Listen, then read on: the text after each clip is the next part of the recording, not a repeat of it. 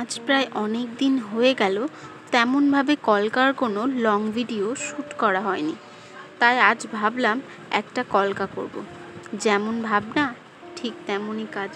বসে পড়লাম রং তুলি নিয়ে এবং কলকা আঁকার চেষ্টা করলাম। আজকাল ফ্লাওয়ার মোটিভের কলকাগুলো বেশ ট্রেন্ডিংয়ে চলছে। যেখানেই কলকা করছি সবাই বলে যে ফ্লাওয়ার মোটিভের উপরে কলকা করবে। তাই আজ আমি এখানে একটা ফ্লাওয়ার মোটিভের উপরেই কলকা শেয়ার করলাম। প্রথমেই দেখো, আমরা টিপের দুপাশে ছোট ছোট দুটো ফুল এঁকে নিয়েছি এবং টিপের উপরের যে অংশটা সেখানে একটা পদ্মর মোটিভ এঁকেছি।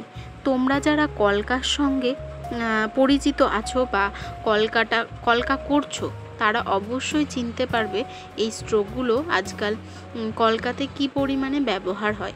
প্রায় সব ধরনের কলকাতেই এই স্ট্রোকগুলো দেখতে পারবে এবং দেখো, আমি ছোট ছোট স্ট্রোকগুলো ব্যবহার করছি। তোমরা যতটা পারবে ছোট ছোট স্ট্রোকে কলকা আঁকার চেষ্টা করবে, কারণ যত ছোট স্ট্রোক দেবে কলকাটা দেখতে বেশি সুন্দর লাগে।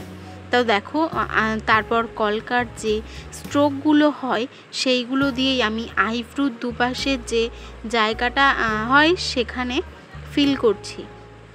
দেখো, তোমরা ভিডিওটা দেখলে তোমরা বুঝতে পারবে যে আমি একটু ছোট ছোট করেই স্ট্রোকগুলো আঁকছি।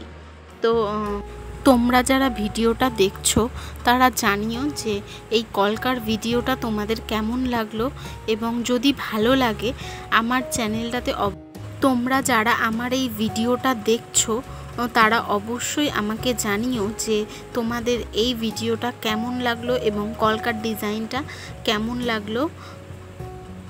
যদি তোমাদের এই ভিডিওটা ভালো লাগে তো তোমরা অবশ্যই আমার এই চ্যানেলটাকে একটু সাবস্ক্রাইব করে দিও।